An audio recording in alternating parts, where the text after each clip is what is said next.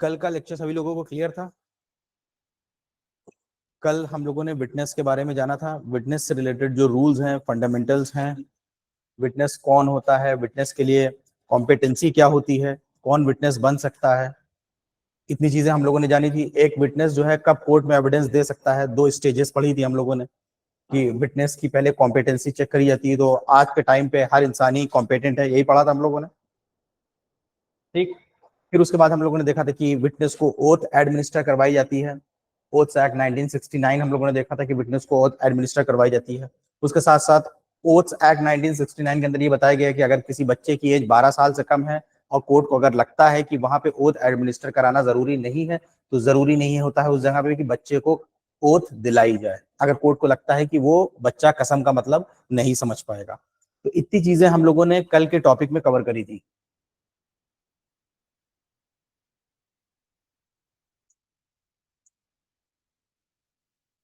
आज जो है हम लोग कवर करने जा रहे हैं प्रिविलेज कम्युनिकेशन के बारे में। प्रिविलेज कम्युनिकेशन के बारे में कि जैसा कि हम लोगों ने ये जाना कि आम तौर पे हर इंसान जो है वो कॉम्पिटेंट है कोर्ट के अंदर टेस्टिमनी देने के लिए।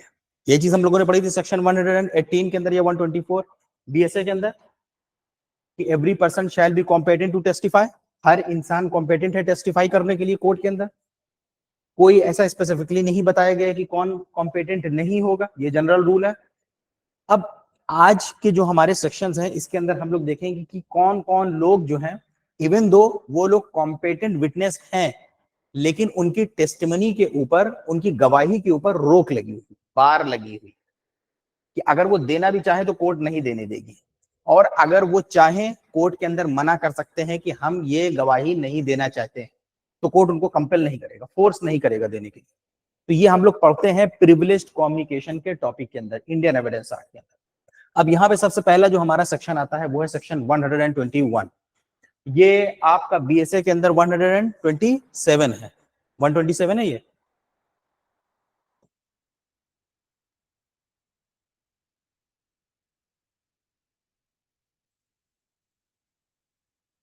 वन 127 है, ठीक है। तो अब ये क्या बोल रहा है, ये बोल रहा है जजेस एंड मैजिस्ट्रेट्स, जजेस एंड मैजिस्ट्रेट को लेके उनकी गवाही के ऊपर और कब उनको कंपेल नहीं किया जा सकता है, कोर्ट में बुलाया नहीं जा सकता है टेस्टिमनी देने के लिए। क्या बोला गया है, नो जज और मैजिस्ट्रेट, कोई भी जज या magistrate shell except upon the special order some court to which he is subordinate be compelled to answer any question as to his own conduct in court as such judge or magistrate, or as to anything which came to his knowledge in court as such judge or magistrate, but he may be examined as to other matters which occurred in his presence whilst he was so acting। अब जो general rule हम लोगों ने पढ़ा था section 118 में, वो ये पढ़ा था हम लोगों ने कि हर इंसान जो है कॉम्पिटेंट होता है टेस्टिफाई करने के लिए, लेकिन जज और मैजिस्ट्रेट के केस के अंदर एक स्पेसिफिक सेक्शन है इंडियन एविडेंस एक्ट के अंदर। ये स्पेसिफिक सेक्शन जो है इंडियन एविडेंस एक्ट का, वो हमें ये बताता है कि कब जज और मैजिस्ट्रेट को कंपेल नहीं किया जा सकता है, कब जजेस और मैजिस्ट्रेट को कंपेल नहीं किया जा सकता है कोर्ट के अंदर गवाही देने के लिए। देखिए, जजेस और मैजिस्ट्रेट के केस में, जजेस और मैजिस्ट्रेट के केस में कुछ ऐसी इंफॉर्मेशन होगी, इसको अगर हम लोग डिवाइड करें कि एक जजेस और मैजिस्ट्रेट के पास कितने तरीके की इंफॉर्मेशन हो सकती है। देखिए, एक इंफॉर्मेशन तो ये हो सकती है कि कोई जज और मैजिस्ट्रेट को प्राइवेट यानी इंडिविजुअल कैपेसिटी में कोर्ट के बाहर उन्होंने कोई चीज देखी हो, कोर्ट के बाहर कोई चीज उन्होंने देखी हो, कुछ हो रहा हो। एक तो ये हो गई कि outside the court, outside the court जज ने कोई चीज देखी हो, कोई चीज विटनेस करी हो, एक ये सर्कमस्टांसेस हो सकता है। दूसरा ये हो सकता है कि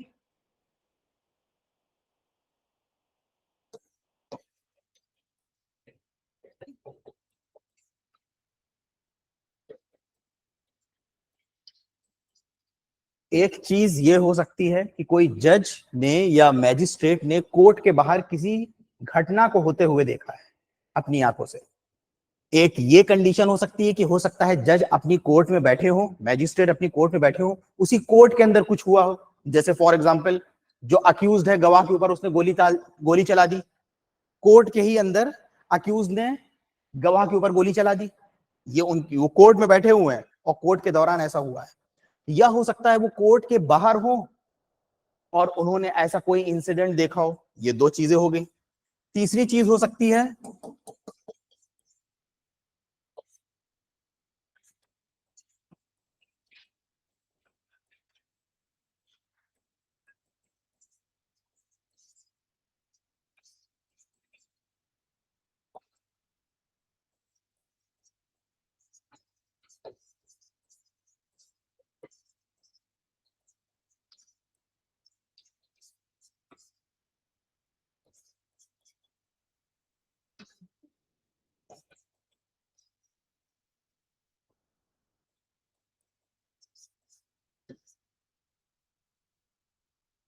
देखिए ये सेक्शन से हमें ये पता चलता है कि क्या किसी केस के अंदर जज और मैजिस्ट्रेट गवाह हो सकते हैं, ये पता चलता है। तो अब देखिए एक जज और मैजिस्ट्रेट के पास कितने तरीके की इंफॉर्मेशन हो सकती है जिसके लिए उनको कोर्ट में बुलाया जा सकता है। एक तो ऐसी इंफॉर्मेशन जज और मैजिस्ट्रेट के पास हो सकती है जो उन्होंने कोर्ट के बाहर कुछ होते हुए देखा हो, ठीक। एक जब वो कोर्ट के अंदर बैठे हो तब उन्होंने किसी चीज को होते हुए देखा हो, ठीक।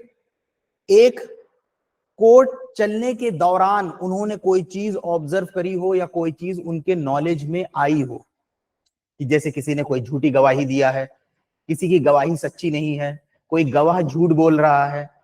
एक तो कोर्ट में अपना काम करते हुए उन्होंने कोई चीज नोटिस करी हो। समझ में आ रहा है सबको बात? एक जज और मैजिस्ट्रेट के पास कई अलग अलग तरीके की इंफॉर्मेशन हो सकती है। एक उन्होंने कोर्ट के बाहर कोई इंसिडेंट होते हुए देखा हो जिसकी उनको नॉलेज हो सकती है। दूसरा वो कोर्ट के अंदर बैठे थे और उसी कोर्ट के अंदर फॉर एग्जांपल अक्यूज ने विटनेस के ऊपर गोली चलाई, ये उन्होंने देखा। एक ये भी हो सकता है कि वो किसी केस को डिसाइड कर रहे हो, उस केस को डिसाइड करने में उन्होंने कोई चीज नोटिस करी हो, उनकी नॉलेज में आई हो। उसके साथ साथ एक चौथा पॉइंट हम लोग ऐड कर सकते हैं इसके अंदर,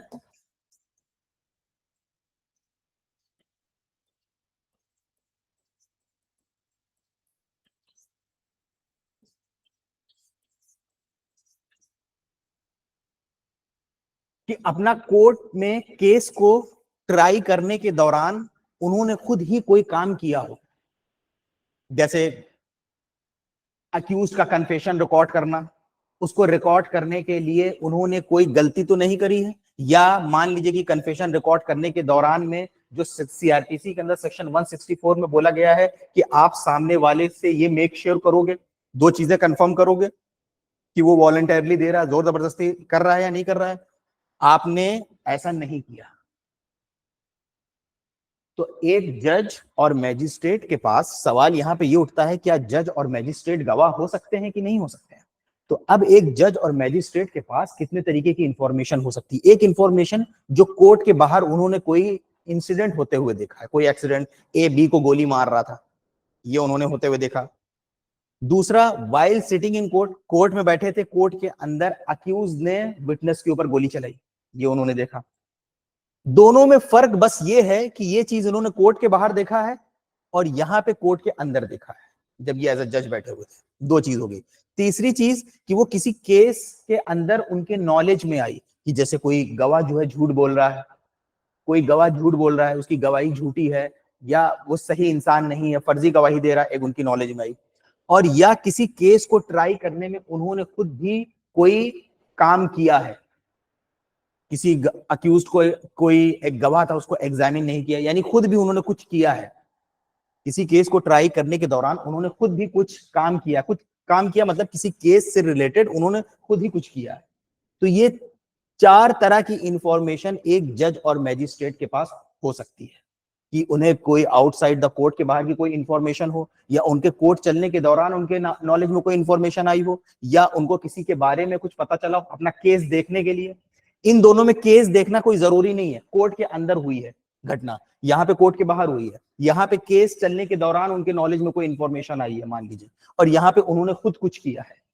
खुद कुछ किया मतलब उन्होंने कोई ऑफेंस नहीं किया, खुद करने का मतलब कि कोई केस चलने के दौरान उन्होंने किसी गवाह को बुलाया नहीं बुलाया, जो लॉ की रिक्वायरमेंट्स हैं उसको फुलफिल करी नहीं करी, लॉ के मुताबिक काम किया नहीं किया। ठीक, ये 4 चीजें हो सकती है। तो अब जो सेक्शन हम लोग देख रहे हैं वो सेक्शन ये कह रहा है कि एक जज और मैजिस्ट्रेट को अगर आपको ये दोनों इंफॉर्मेशन चाहिए होगी, जज और मैजिस्ट्रेट को, तो जज और मैजिस्ट्रेट से, तो उनको इस इंफॉर्मेशन के लिए एग्जामिन किया जा सकता है, उनको इस इंफॉर्मेशन के लिए एग्जामिन किया जा सकता है। अगर इससे रिलेटेड कोई इंफॉर्मेशन आपको चाहिए होगी जिससे आप उनको एज अ गवाह बना के पूछना चाहते हैं, तो आप जज या मैजिस्ट्रेट को कंपेल नहीं कर सकते हैं जब तक कि सुपीरियर कोर्ट का ऑर्डर ना हो इस बात के लिए कि हाँ उनको इसका जवाब देना जरूरी है। समझ में आ रहा है? इन बातों के लिए एग्जामिन किया जा सकता है, लेकिन इन बातों के लिए बिना सुपीरियर कोर्ट के, यानी जिस कोर्ट का ये जज या मैजिस्ट्रेट सबऑर्डिनेट हैं, अगर वो सुपीरियर कोर्ट ऑर्डर देगी तो मैजिस्ट्रेट इसका और इसका जवाब देंगे, अदरवाइज उनको कंपेल नहीं किया जा सकता है। उनके पास यहाँ पे जुडिशियल प्रिविलेज है इन बातों को डिस्क्लोज करने की। समझ में आ रहा है?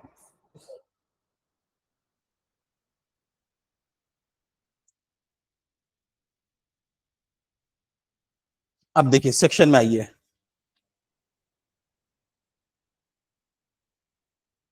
नो जज और मैजिस्ट्रेट, किसी भी जज और मैजिस्ट्रेट को except upon the special order of some court,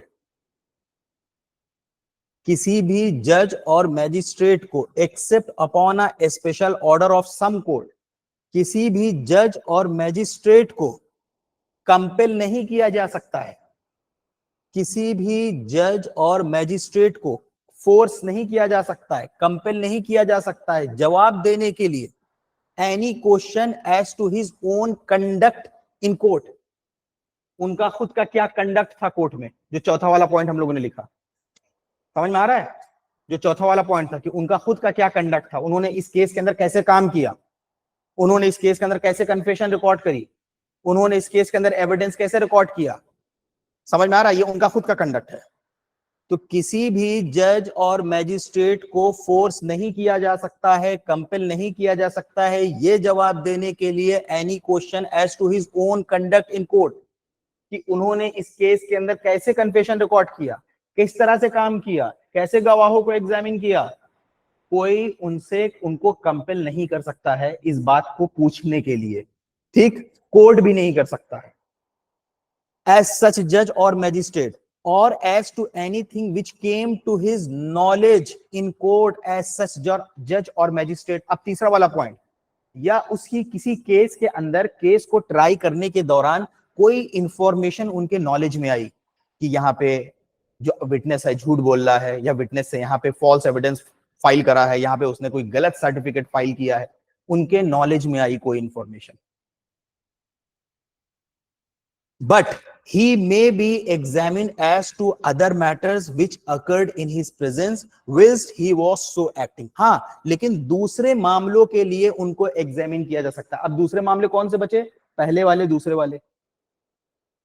समझ में आ रहा ना? 4 पॉइंट फिर से देखिए। हम लोगों ने यहां पे लिखा कि क्या जज और मैजिस्ट्रेट किसी केस के अंदर गवाह बन सकते हैं?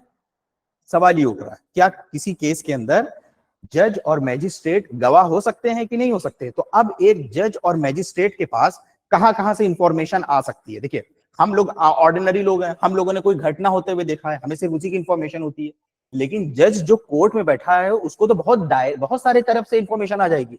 अक्यूज से भी कुछ बात पता चलेगी, विटनेस से भी कुछ बात पता चलेगी, केस चलाने के दौरान भी वो कुछ चीजें ऑब्जर्व करेगा कि इसके अंदर कौन गड़बड़ कर रहा है, किसने क्या किया, उसके पास तो बहुत जगह से इंफॉर्मेशन आ रही है। तो एक जज और मैजिस्ट्रेट के पास बहुत तरीके की इंफॉर्मेशन हो सकती है। हो सकता है उसने कोर्ट के बाहर कोई इंसिडेंट होते हुए देखा हो, मर्डर होते हुए देखा हो, तो भी तो विटनेस हो गया ना वो जज या मैजिस्ट्रेट ने। दूसरा हो सकता है कि वो अपनी कोर्ट में बैठे थे, उन्हीं की कोर्ट में बैठने के दौरान अक्यूज ने विटनेस के ऊपर गोली चला दी। लेकिन इसमें फर्क ये है कि यहाँ पे घटना जो है कोर्ट में हुई है, यहाँ पे कोर्ट के बाहर हुई है। तीसरी चीज कि वो कोई केस ट्राई कर रहे थे, उसी केस के ट्राई करने में उन्होंने कुछ चीजें नोटिस करी, कुछ चीजें नोटिस करी कि जैसे विटनेस झूठ बोल रहा है, विटनेस ने गलत सबूत फाइल किया है कोर्ट के अंदर, ये चीज उन्होंने नोटिस करी केस के अंदर। ठीक। तीसरी चीज, वो उन्होंने खुद किसी केस के अंदर क्या किया, मतलब किस तरह से उनका काम करने का तरीका क्या था, कैसे उन्होंने अक्यूज का कन्फेशन रिकॉर्ड किया, कैसे उन्होंने सबूत को रिकॉर्ड किया, गवाह को कब बुलाया, कैसे बुलाया, किसको एग्जामिन किया, किसको एग्जामिन नहीं किया, उनके खुद का काम से रिलेटेड, उनका भी तो खुद काम होगा जो काम कर रहे होंगे केस के अंदर। तो अब ये सेक्शन कह रहा है कि ये दोनों इंफॉर्मेशन के लिए कोर्ट को कंपेल नहीं किया जा सकता है। अगर उनको आप बुलाओगे किसी कोर्ट के अंदर गवाही देने के लिए, तो इन दोनों बातों को आप उनसे निकलवा नहीं सकते हो, उनको कंपेल नहीं कर सकते हो। हालांकि हम लोगों ने पढ़ा था कि सारे विटनेस जो होंगे कॉम्पिटेंट होंगे टेस्टिफाई करने के लिए, तो यहाँ पे कॉम्पिटेंट तो है जज और मैजिस्ट्रेट, लेकिन इन इंफॉर्मेशन को निकालने के लिए आप उन्हें कंपेल या फोर्स नहीं कर सकते हो। इन इंफॉर्मेशन को निकलवाने के लिए सिर्फ कब कर सकते हो, upon the special order of the superior court. ये कोर्ट में ये जो जज और मैजिस्ट्रेट जिस कोर्ट के सबऑर्डिनेट होंगे, अगर इनके ऊपर कोई कोर्ट होगी, अगर उसने कोई स्पेशल ऑर्डर पास किया होगा, तो आप इस इंफॉर्मेशन को जज से या मैजिस्ट्रेट से निकलवा पाओगे। हाँ, इन दोनों के बाद में अगर बात आएगी कि मैजिस्ट्रेट या जज ने कोई घटना होते हुए देखा है, इनके लिए उनको एग्जामिन किया जा सकता है। लेकिन अगर ये इंफॉर्मेशन निकलवाना होगा, तो ये इंफॉर्मेशन के लिए उनको कंपेल नहीं किया जा सकता है, except upon the special order of the superior court, यानी सुपीरियर कोर्ट जिसके ये जज और मैजिस्ट्रेट सबऑर्डिनेट होंगे। समझ में आया? अब देखिए, अब इसका आप सेक्शन देखिएगा, इलस्ट्रेशन देखिएगा, अब आपको बिल्कुल अच्छे से क्लियर हो जाएगा। अब देखिए, अब बिल्कुल अच्छे से एकदम समझ में आ जाएगा।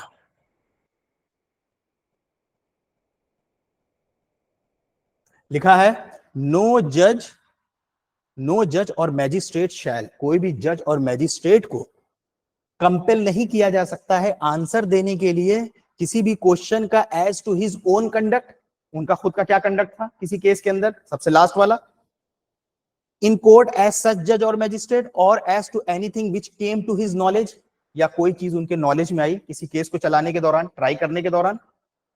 लेकिन ये कब किया जा सकता है, नो जज और magistrate shall except upon the special order of some court, except upon the special order of some court to which he is subordinate। समझ में आ रहा है? बताइए, सभी लोगों को समझ में आ रहा है? कोई जज और मैजिस्ट्रेट को फोर्स नहीं किया जा सकता है कि वो कोई ऐसे क्वेश्चन का जवाब दें, except upon the special order of some court to which he is subordinate. आगे लिखा हुआ है, आगे लिखा हुआ, but he may be examine as to other matters. हाँ, लेकिन दूसरे मामलात अगर होंगे तो उनके लिए उनको एग्जामिन किया जा सकता है। क्लियर? अब इलस्ट्रेशन देखिएगा, आपको और क्लियर हो जाएगा। ए ऑन हिज ट्रायल, ए का किसी केस के अंदर ट्रायल चल रहा था कोर्ट के अंदर। A on his trial before the court, court में ए का ट्रायल चल रहा था। A on his trial before the court of session, court of session में ए का ट्रायल चल रहा था, says that a deposition was improperly taken by B। A का कोर्ट ऑफ सेशन के अंदर केस चल रहा था। ए ने ये कहा कि बी जो है उसने गलत तरीके से सबूत को रिकॉर्ड किया है। A on his trial before the court of session says that a deposition was improperly taken by B the magistrate। A का ट्रायल चल रहा था कोर्ट ऑफ सेशन में, जिसके अंदर उसने ये बोला कि बी ने जो गवाही दी थी उसको मैजिस्ट्रेट ने गलत तरीके से रिकॉर्ड किया है, इम्प्रॉपरली लिया गया है सबूत, मतलब सबूत लेने में कुछ गड़बड़ी करी गई है। बी कैन, अब आप बताइए कि बी एक मैजिस्ट्रेट था, ए कोर्ट ऑफ सेशन में ये कहता है कि बी ने गलत तरीके से बी का जो सबूत है, एविडेंस जो है, रिकॉर्ड किया गया है मैजिस्ट्रेट द्वारा। तो बताइए, अब ये जो बात बोली गई है, क्या बी को कंपेल किया जा सकता है? समझ में आया कि नहीं? पहली बार, ए का ट्रायल चल रहा है कोर्ट ऑफ सेशन के अंदर, ठीक है। कोर्ट ऑफ सेशन मैजिस्ट्रेट की कोर्ट के ऊपर आती है कि नीचे? मैजिस्ट्रेट के ऊपर आती है। कोर्ट ऑफ सेशन जो है डिस्ट्रिक्ट कोर्ट को कहते हैं, तो डिस्ट्रिक्ट कोर्ट मतलब पूरे डिस्ट्रिक्ट की कोर्ट। इसके नीचे जो कोर्ट्स आती हैं वो मैजिस्ट्रेट की कोर्ट्स होती है। उन्हीं मैजिस्ट्रेट की कोर्ट्स में सबसे ऊंची पोस्ट जो होती है वो चीफ जुडिशियल मैजिस्ट्रेट्स होती है, ठीक है।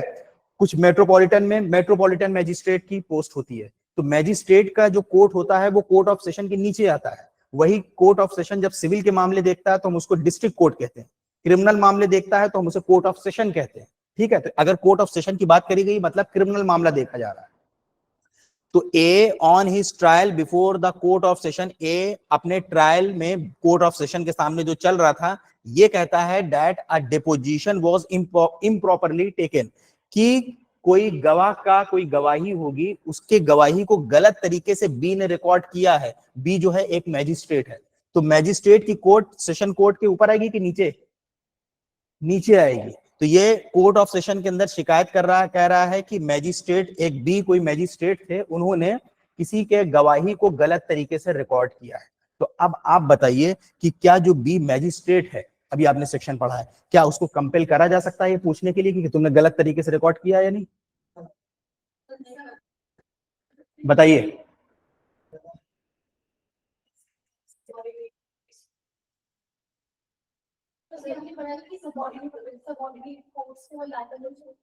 सुपीरियर कोर्ट कर सकती है। तो यहाँ पे बताइए कि बी जो है मैजिस्ट्रेट, उसको कंपेल किया जा सकता है? चलिए देखते हैं आपका किसका जवाब सही है। Be can not be compelled to answer questions as to this except upon the special order of a superior court. तो आमतौर पे बी को कंपेल नहीं किया जा सकता है। हाँ, अगर कोई सुपीरियर कोर्ट का स्पेशल ऑर्डर होगा कि नहीं आप इस पे बताइए, तब फिर वो बताएंगे। समझ में आ गया? क्योंकि हम लोगों ने 4 पॉइंट पढ़े थे ना, उस 4 पॉइंट में बताइए कि यहाँ पे ए ने जो ये बात बोली है कि बी मैजिस्ट्रेट ने गलत तरीके से सबूत रिकॉर्ड किया, ये उन चारों में से कौन वाले पॉइंट में जाएगा?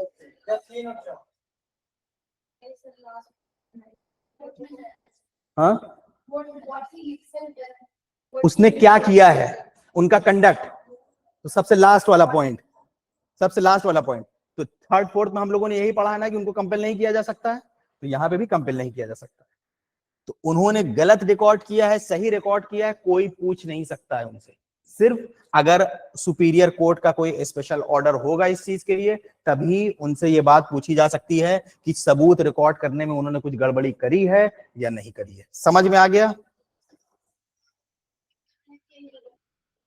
मतलब एमसीक्यू में क्या आएगा? हाँ, सीधी सी बात है, जज मैजिस्ट्रेट को कंपेल नहीं किया जा सकता क्योंकि यहाँ पे जो वो काम कर रहे हैं ये उनका खुद का कंडक्ट है। तो तीसरा चौथे पॉइंट में कहाँ कंपेल किया जा सकता है? एक्सेप्ट अपॉन, अगर लिखा होगा उसमें, अगर उसमें लिखा होगा कि except upon a special order of the superior court, तो फिर आप टिक कर दीजिएगा। अगर लिखा हुआ कि, अगर ये नहीं लिखा हुआ तब पूछा गया कि कंपेल किया जा सकता है, तो इसका जवाब है नहीं। समझ में आ गया सबके? दूसरा इलस्ट्रेशन प्रैक्टिस करते हैं। देखिए, A is accused before the court of session. A accused बना है कोर्ट ऑफ सेशन में। कोर्ट ऑफ सेशन मतलब सबसे ऊपरी कोर्ट होती है, फिर कोर्ट ऑफ सेशन के बाद फिर आप जाते हैं हाई कोर्ट, ठीक है। और अगर मैजिस्ट्रेट की कोर्ट होती है तो मैजिस्ट्रेट की कोर्ट से आप डिस्ट्रिक्ट कोर्ट में आ सकते हैं। लेकिन उसके बाद अगर डिस्ट्रिक्ट कोर्ट के अंदर मान लीजिए कि अगर कोई चीज डिसाइड हो जाती है तो फिर आप हाई कोर्ट जाते हैं, ठीक है। तो वो कोर्ट ऑफ सेशन होती है। तो कोर्ट ऑफ सेशन का मतलब कि डिस्ट्रिक्ट कोर्ट। डिस्ट्रिक्ट उसको तब कहा जाता है जब वो सिविल के केसेस देखती है।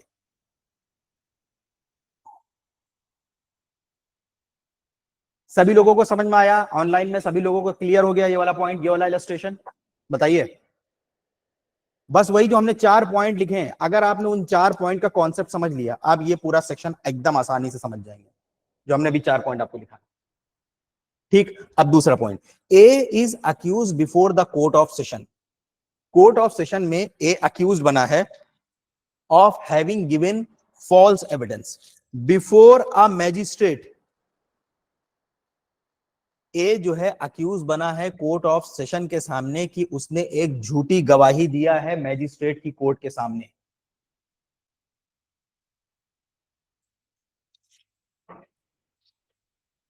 तो अब बताइए, जो मैजिस्ट्रेट था जिसके सामने इसने झूठी गवाही दिया है, क्या उनको कंपेल किया जा सकता है?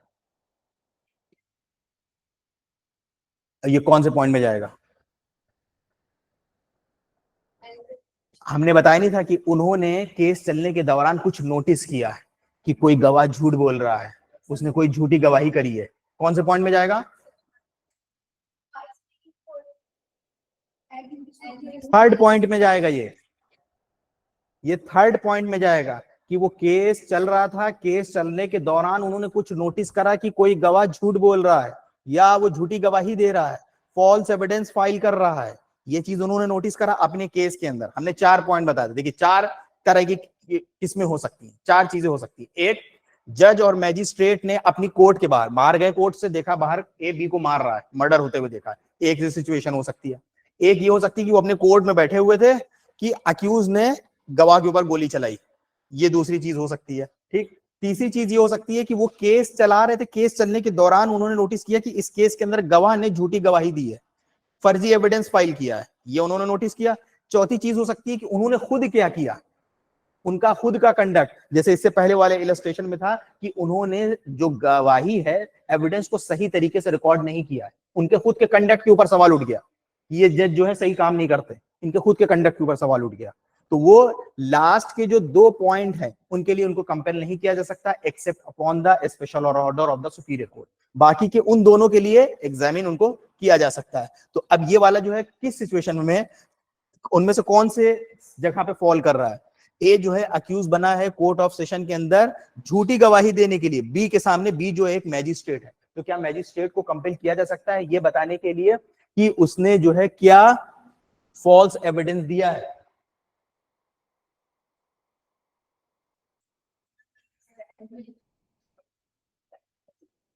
बताइए। रितु जी कह रही हैं यस सर, ये थर्ड कंडीशन में आएगा, तो मतलब इसको कंपेल किया जा सकता है। नहीं किया जा सकता है कंपेल। और कब किया जा सकता है compel? Except upon the special order of the superior court. तो देखिए, B cannot be asked what A said except upon the special order of the superior court। समझ में आ गया?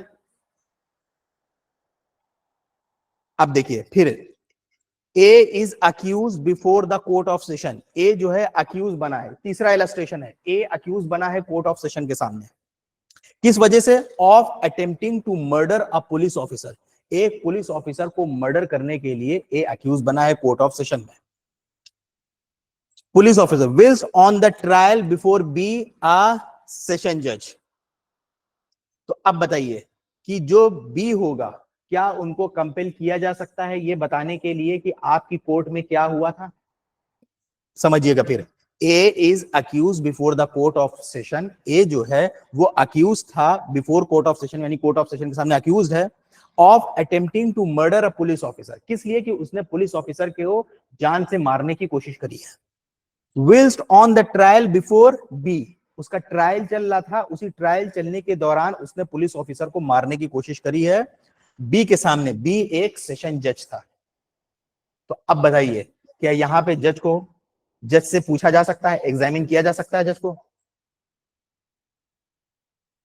B may be examine as to what occurred. ये कौन सी जगह पे जाएगा? सेकंड वाले पॉइंट में, कि उनके केस में क्या हुआ था। तो यहाँ पे सुपीरियर कोर्ट की जरूरत नहीं पड़ी, क्योंकि ये केस से रिलेटेड नहीं है। यहाँ पे कोई वो अपना जुडिशियल काम नहीं कर रहे हैं, उनकी ड्यूटी के दौरान या जुडिशियल काम करने में नहीं आ रहा है। अगर वो 2 वाले में गया तो वहां पे उनके पास जुडिशियल प्रिविलेज होगी। समझ में आया? उनके पास जुडिशियल प्रिविलेज होगी, आप कंपेल नहीं कर सकते हो उनसे पूछने के लिए कि क्या हुआ है उस केस में, क्या गवाह ने गवाही दिया है, आपने खुद क्या किया है, आप नहीं पूछ सकते उनसे।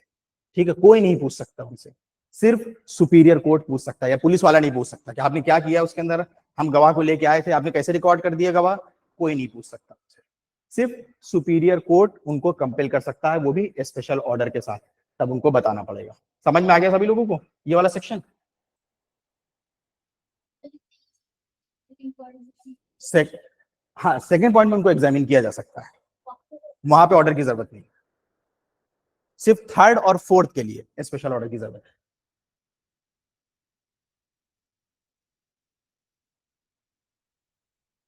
बताइए सभी लोगों को क्लियर हुआ? हम्म, क्या डाउट है?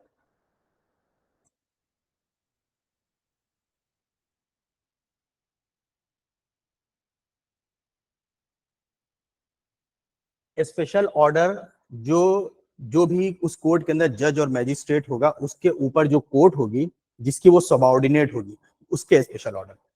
ठीक है, बस इतना याद करिए, उस कोर्ट की सुपीरियर कोर्ट, उसके ऊपर जो कोर्ट आती होगी, उसके जो ऊपर आती होगी, या वो कोर्ट जिसकी सबऑर्डिनेट है, बस इतना अपने दिमाग में याद कर लीजिए। ठीक है, अब देखिए सुप्रीम कोर्ट ने इसके अंदर जो जुडिशियल प्रिविलेज दी गई है मैजिस्ट्रेट और जज की, इसको एक्सटेंड करके आर्बिट्रेटर्स के ऊपर भी अप्लाई कर दिया है। जो आर्बिट्रेटर्स होते हैं, आर्बिट्रेटर्स के ऊपर भी इसके अंदर जो जुडिशियल प्रिविलेज मैजिस्ट्रेट और जजेस के लिए है, यही जुडिशियल प्रिविलेज जो है आर्बिट्रेटर्स के लिए भी होगी। Supreme Court in Union of India versus Orient Engineering and Commercial Company 1978 has extended this category to arbitrators as well. तो आपसे जैसे क्वेश्चन पूछा जा सकता है क्या ये आर्बिट्रेटर्स के ऊपर लागू होगा, तो इसका जवाब है हाँ। ठीक है, क्योंकि सुप्रीम कोर्ट ने इसको आर्बिट्रेटर्स के ऊपर भी लागू कर दिया है। किस चीज का?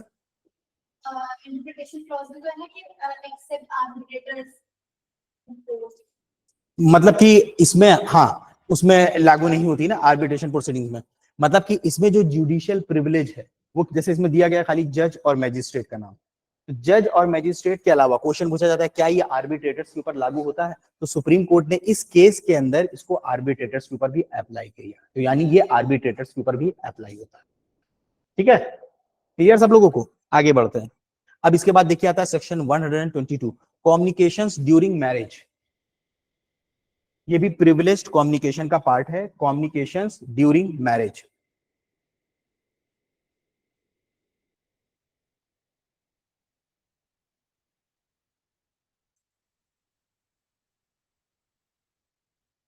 ये बीएसए के अंदर कौन सा सेक्शन है? 128। ये इंडियन एविडेंस एक्ट का है, बीएसए के अंदर ये आता है 128 के अंदर। ठीक है, ये डील करता है communications during marriage. Communications during marriage का मतलब ये हुआ कि अगर हस्बैंड वाइफ के बीच में कोई बात होती है, किसी भी चीज को लेके कोई भी बात होती है, जरूरी नहीं कि कॉन्फिडेंशियल हो या कोई भी बात हुई हो, तो उनको कंपेल नहीं किया जा सकता है, फोर्स नहीं किया जा सकता है, परमिट नहीं किया जा सकता है कि आपके हस्बैंड ने या आपकी वाइफ ने जो बात बताई है आपको, आप कोर्ट में आके उसको बयान में बताइए। कम्युनिकेशंस ड्यूरिंग मैरिज जो है ये प्रिविलेज्ड कम्युनिकेशन में आता है, यानी इस तरीके का कम्युनिकेशन जो है कोर्ट के अंदर प्रिविलेज्ड है। आप इसके अंदर कोर्ट में जो है सीधे तौर पे प्रिविलेज्ड क्लेम कर सकते हो कि I am not bound to disclose this information which I receive from my spouse.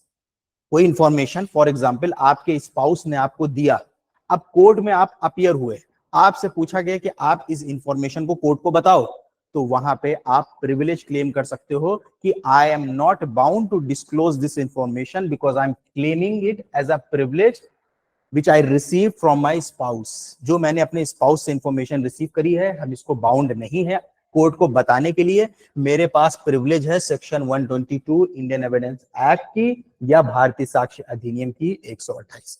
यही है मेन इसका क्रक्स। अब इसको रखा क्यों गया है, इसके पीछे ज्यूरिस्प्रूडेंशियल एस्पेक्ट क्या है?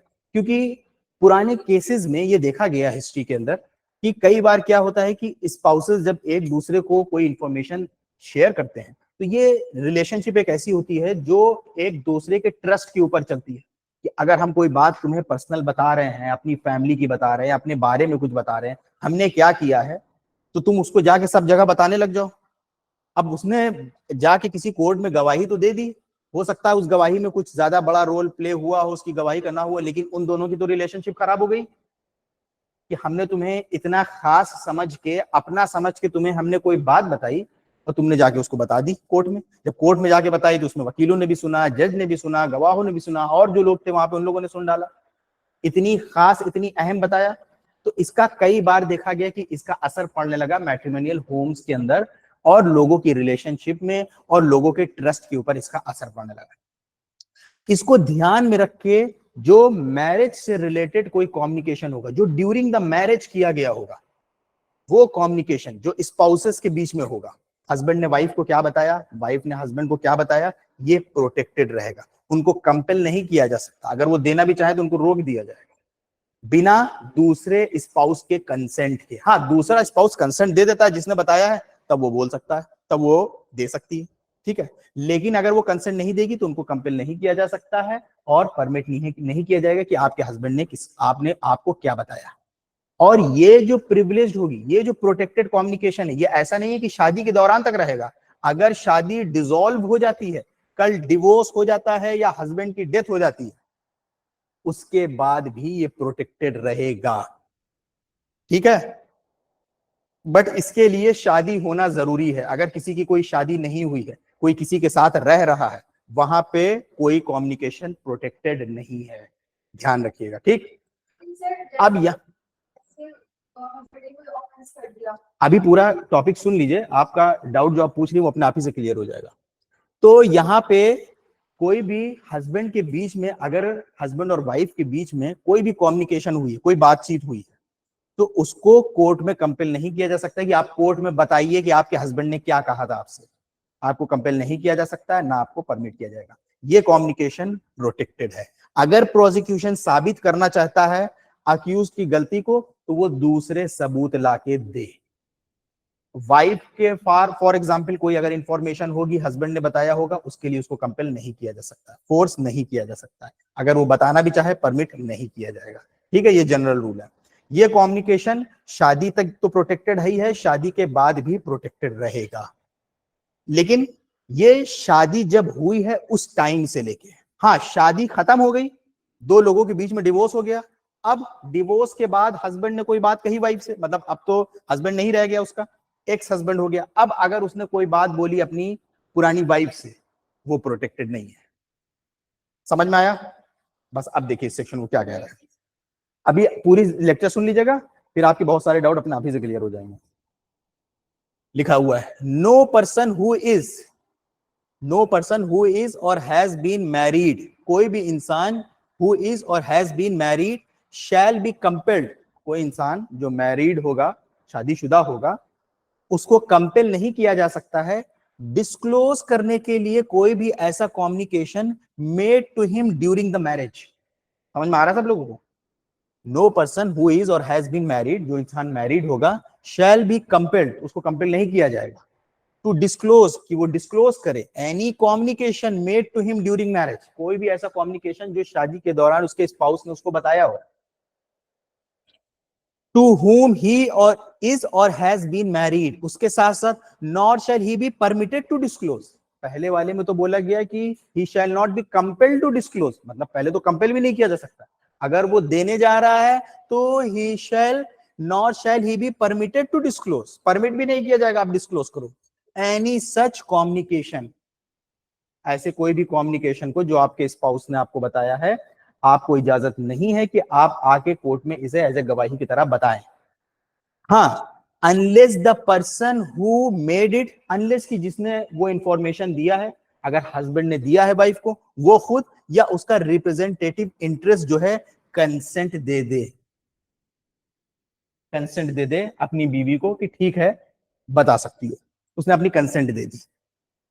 Accept in suits between married person, हाँ एक एक्सेप्शन तो यह है कि कंसेंट दिया हो, दूसरा एक्सेप्शन यह है कि उन दोनों के ही बीच में कोई सूट चल रहा हो या उन दोनों के ही बीच में कोई क्रिमिनल केस चल रहा हो, जो अभी हम लोग इसके एक्सेप्शन में देखते हैं। और proceeding in which one married person is prosecuted for committing crime against the other. अब देखिए इसके अंदर जो सबसे अहम चीज है हमारे जानने के लिए वो है इसके एक्सेप्शंस। इसके अंदर तो आपको बेसिक रूल समझ में आ गया कि शादी के दौरान ड्यूरिंग द मैरिज एक स्पाउस दूसरे स्पाउस को कुछ कम्युनिकेट करता है तो it is a privileged communication. Court can not compel one spouse to disclose the information which he or she has received from his or her spouse, ठीक है, nor he or she will be permitted to disclose to the court the information which he or she receive from her और his spouse. समझ में आ गया? इतनी चीजें सिर्फ कंसेंट में दे सकता है। अब इसके कुछ एक्सेप्शन है। पहला एक्सेप्शन, वाइफ कम्युनिकेशन तो डिस्क्लोज नहीं कर सकती है कि हस्बैंड ने क्या बताया, वाइफ कम्युनिकेशन तो डिस्क्लोज नहीं कर सकती कि what my husband told me, but still she can tell the court what she has seen, what she has seen doing his husband, what she has seen the conduct of her own husband. यानी वो court के अंदर communication तो disclose नहीं कर सकती है, but she can disclose the conduct of the husband, कि क्या कर रहा था वो 5 तारीख की रात को, 6 तारीख को वो कर क्या रहा था, वो कम्युनिकेशन। यहां पे जो प्रिविलेज्ड है वो क्या चीज है, कम्युनिकेशन, ना कि कंडक्ट। अगर कम्युनिकेशन के अलावा कोई कंडक्ट है कि हस्बैंड जो है उसने कोई काम किया, कि रात में उस दिन 10 बजे आया था, 11 बजे आया था, 12 बजे आया था, उसने आके क्या बताया, वो प्रोटेक्टेड है। लेकिन उसने क्या किया किसी रात को या किसी दिन को, वो प्रोटेक्टेड नहीं है। समझ में आया? इसके ऊपर एक लीडिंग केस है, कोई बताएगा क्या है?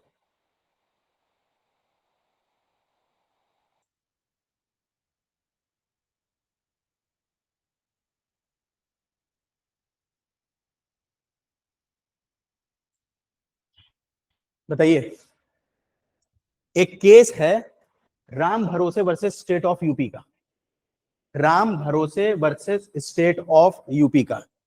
इसके अंदर क्या हुआ कि अक्यूज जो था वो अपने पड़ोस के एक घर में गया और वहां पे जाके उसने अपने एक नेबर को मार डाला, और वहां से उसने ज्वेलरीज चुराई, लेके आया अपने घर में, और आधी रात में वो छत से उतरा है। उसके बाद वो गया है, उसने नहाया है वो, उसके बाद सेम कपड़े पहना है और अपनी वाइफ को लाके ज्वेलरी दिया उसने। यानी वो गया नेबर के घर में, उसने मर्डर किया, ज्वेलरी चुराई, उसके बाद घर में आया रात में, आधी रात में छत से उतरा नीचे, फिर उसके बाद एक जगह गया और वहां पे जाके उसने नहाया है, वो सेम कपड़ा पहना है और अपनी वाइफ को उसने लाके ज्वेलरी दिया। और उसने अपनी वाइफ से ये कहा कि मैं पड़ोस के घर में गया था, वहां पे मैंने एक मर्डर किया है और उसकी ज्वेलरी चुराई है, और ये मैं तुम्हें लाके दे रहा हूँ ज्वेलरी। तो अब यहां पे अगर आप लोग देखेंगे तो दो चीजें हैं। What he has told to his wife, that I went to a neighbor's house, I killed him, and he stole the jewelries and presented these jewelries to his wife. एक चीज इसने ये करी हरकत, जिसमें वो आधी रात में मकान से उतरा है, गया है, नहाया है, सेम कपड़ा पहना है, और अपनी वाइफ से उसने कहा है कि मैं नेबर के घर गया था, मर्डर किया, ज्वेलरी चुराई, ये लो तुम्हारे लिए लेके आ गया। अब बताइए कि इस पूरी इंफॉर्मेशन में से कितनी इंफॉर्मेशन प्रिविलेज्ड है, कितनी नहीं? बताइए, इसमें कितनी इंफॉर्मेशन प्रोटेक्टेड है जो उसने अपनी वाइफ को बताया और जो वाइफ ने देखा, और कितनी नहीं? बताइए।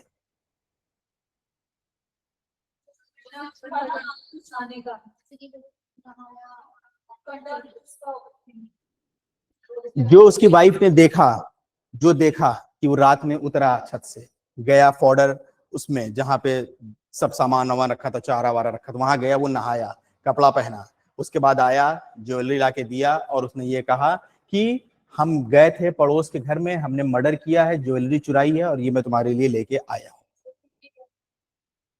ये बात जो उसने अपनी वाइफ को आके बताया कि मैं पड़ोस के घर में गया और वहां मैंने मर्डर किया और ज्वेलरी चुराई, और ये मैं तुम्हारे लिए लेके आया हूं ये ज्वेलरी, ये कम्युनिकेशन प्रिविलेज्ड होगा। क्यों? क्योंकि ये कम्युनिकेशन है। सेक्शन 122 में कम्युनिकेशन प्रोटेक्टेड है। लेकिन उसकी वाइफ ने क्या देखा कि वो छत से उतरा है, आधी रात में गया है, नहाया है, सेम कपड़ा पहना है, ये चीज प्रोटेक्टेड नहीं है। इस चीज को उसकी वाइफ कोर्ट में बता सकती है। समझ में आया? अब देखिए पहला exception, acts apart from communications.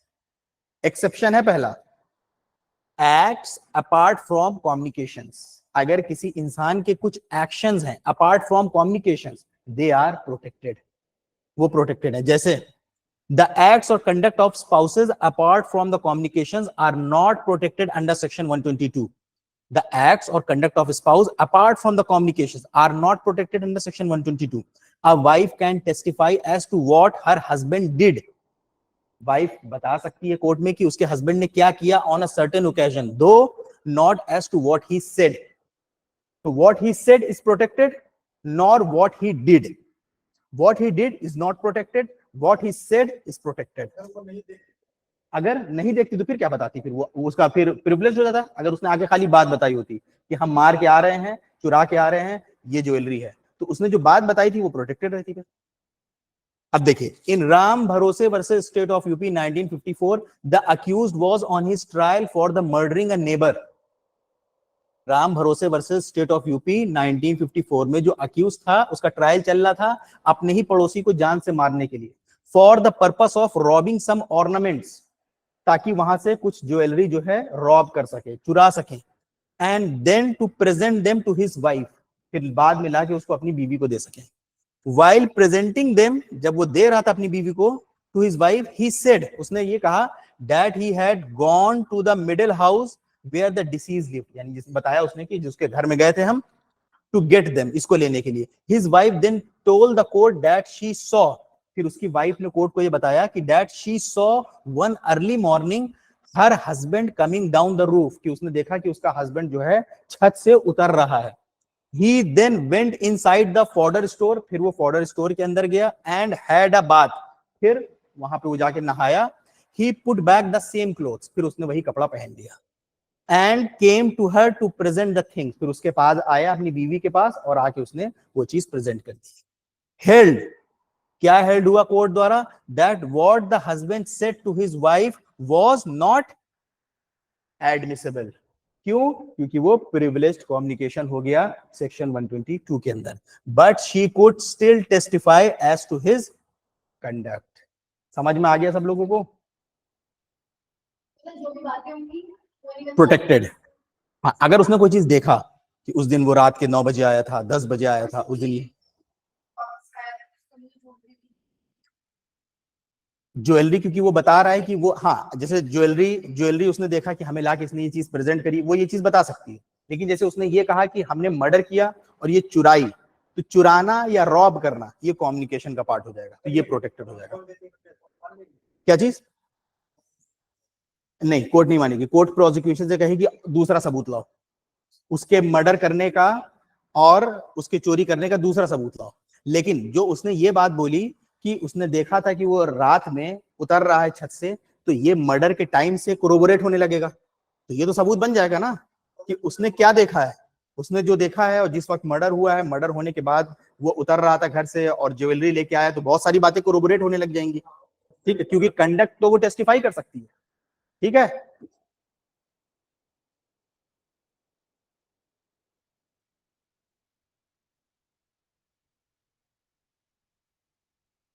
आगे बढ़ते हैं. ये पहला एक्सेप्शन हुआ. दूसरा हुआ waiver of privilege.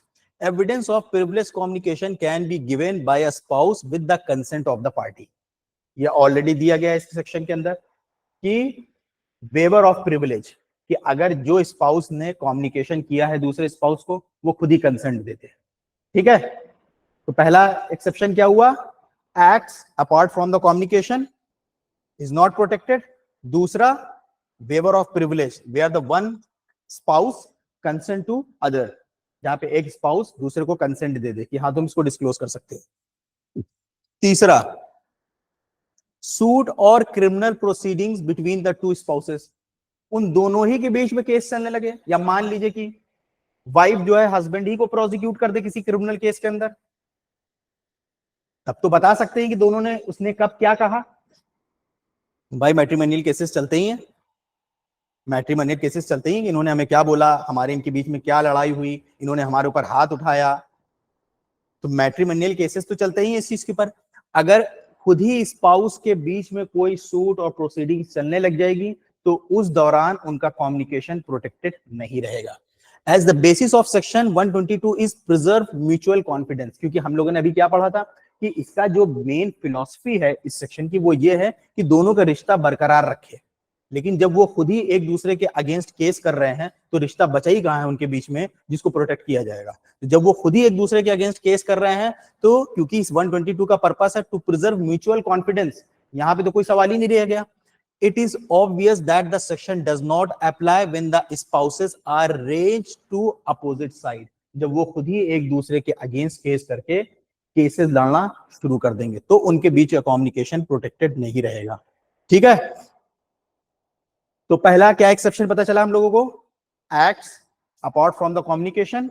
Leading case कौन सा था, राम भरोसे versus state of UP 1954 supreme court. ठीक है, याद रखिएगा कि वो ज्वेलरी वाला केस हो गया। दूसरा वेवर ऑफ प्रिविलेज, जिसके अंदर जिसने जो कम्युनिकेशन किया वो खुद ही कंसेंट दे दे। ठीक, तीसरा सूट और criminal proceeding between each other, जहां पे पार्टीज के बीच में कोई सूट और क्रिमिनल प्रोसीडिंग चलने लग जाए, एक पार्टी दूसरे को प्रोसिक्यूट कर रही है। ठीक, proof of communication by third person. चौथा एक्सेप्शन है proof of communication by third person. Husband अपनी वाइफ को कोई बात बोल रहा था, किसी थर्ड पर्सन ने उस बात को सुन लिया।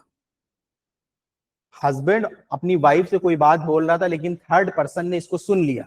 तो जिस थर्ड पर्सन ने इस बात को सुना, फॉर एग्जांपल हस्बैंड अपनी वाइफ से कहता है कि मैंने सी का मर्डर किया है, इस बात को किसी और थर्ड पर्सन ने सुन लिया, तो यहाँ पे तो जो कम्युनिकेशन प्रोटेक्टेड है वो तो हस्बैंड और वाइफ के बीच में प्रोटेक्टेड है, क्योंकि उसका मेन मकसद तो ये है कि उनका रिश्ता खराब ना हो। लेकिन अगर थर्ड पर्सन जाके गवाही देता है तब तो उनका रिश्ता नहीं खराब होगा ना वो उनको ब्लेम कर सकते हैं, ना वो उनको ब्लेम कर सकते हैं कि तुमने क्यों मेरी बात रिवील करी। ये तो किसी थर्ड पर्सन ने सुन लिया, तो इसका मतलब रिलेशनशिप में उसका कोई असर नहीं पड़ेगा। तो जब रिलेशनशिप में उसका कोई असर नहीं पड़ेगा तो इसका मतलब है कि वो कोर्ट के अंदर गवाही दे सकता है। समझ में आया? सभी लोगों को समझ में आ रहे हैं सारे exceptions?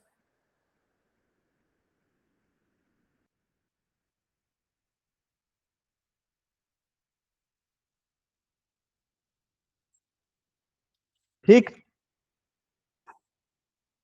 communications or conversations between husband and wife taking place in the presence of a third person or when overheard by a third person can be testified to by the third person without putting any of the spouses in the witness box. This is so because privilege under section 122 is that of the parties to marriage and not of others. समझ में आ गया? सभी लोगों को clear है? इन Appu versus state 1971, इस case के अंदर क्या हुआ, a confession was made by a man to his wife. किसी एक शख्स ने अपनी वाइफ के सामने कुछ कन्फेशन किया इन the presence of other persons, कुछ दूसरे लोगों की मौजूदगी में। तो अब आप बताइए, क्या उसकी वाइफ कोर्ट में गवाही दे सकती है कि उसके हस्बैंड ने यह बताया है कि उसने एक्स का मर्डर किया? बताइए। उसने अपनी वाइफ से कोई कन्फेशन किया, फॉर एग्जांपल कि उसने किसी का मर्डर किया, एक एग्जांपल लेते हैं, उसने कोई ऑफेंस किया, उसने अपनी वाइफ को बताया कि मैंने ऑफेंस किया, तो क्या उसकी वाइफ कोर्ट में बता सकती है कि उसके हस्बैंड ने उसे ये बताया? नहीं बता सकती। लेकिन जब वो अपने वाइफ को ये बात बता रहा था, कुछ और लोग वहां पे खड़े हुए थे, उन लोगों ने ये बात सुन लिया, तो क्या ये लोग कोर्ट में बता सकते हैं? ये लोग बता सकते हैं, क्योंकि ये थर्ड पर्सन है, इससे उनका रिश्ता खराब नहीं होगा। इसकी फिलॉसफी समझिए तो आप अपने आप ही से जवाब दे देंगे। इसकी फिलॉसफी समझिए, थर्ड पर्सन है, उससे तो रिश्ता खराब नहीं होगा। आप आपस में ही रिश्ता खराब होगा। रिश्ता तभी खराब होगा कि आपस में हस्बैंड बताता है वाइफ को कोई सीक्रेट बात, वो बता देती है जाके, तो रिश्ता खराब हो जाएगा। थर्ड पर्सन सुन लेता तब तो रिश्ता नहीं खराब होगा। तो बस इसका मतलब है कि वो दे सकते हैं। The court allowed the confession to be prove through the other persons. समझ में आ गया? अदर पर्सन जो होंगे वो कोर्ट के अंदर इस बात को बता सकते हैं कि उसने जो कन्फेशन अपने वाइफ से किया था। उसके बाद एक केस है क्वीन एम्प्रेस वर्सेस डोनोग्यू 1899 का, a letter containing a communication. एक खत था, एक लेटर था कम्युनिकेशन के लिए। A letter containing a communication by the accused to wife. Accused ने अपनी वाइफ को कोई लेटर लिखा था, कोई कम्युनिकेशन था जो अपनी वाइफ को बता रहा था।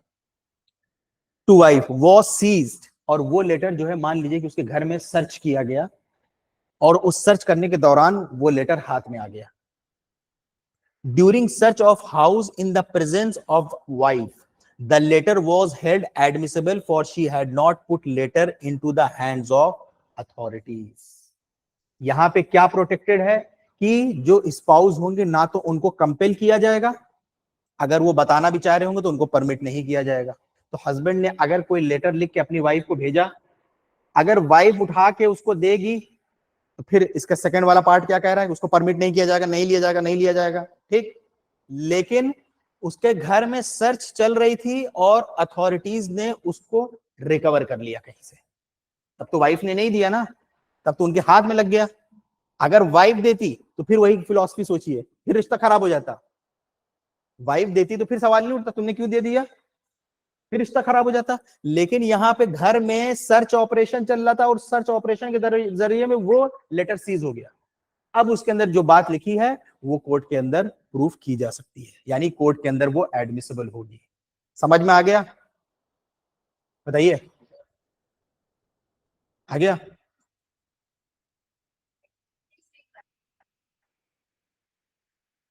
क्वीन एम्प्रेस वर्सेस,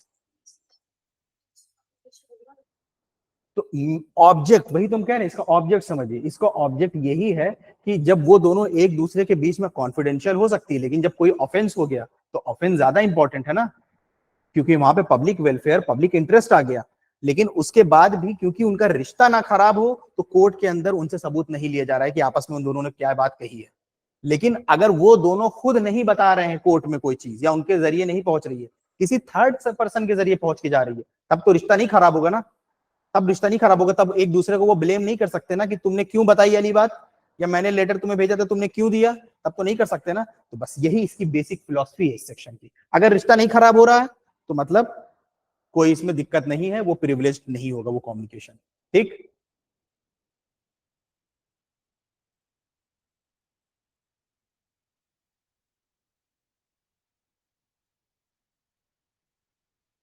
ठीक है, सभी लोगों को समझ में आ रहा, बताइए।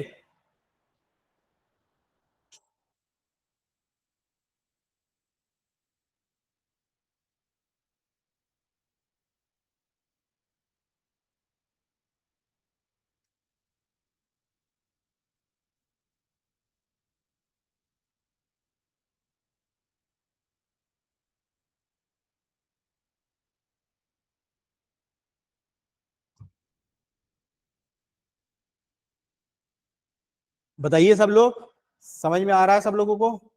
ऑनलाइन में सब लोगों को समझ में आ रहा है?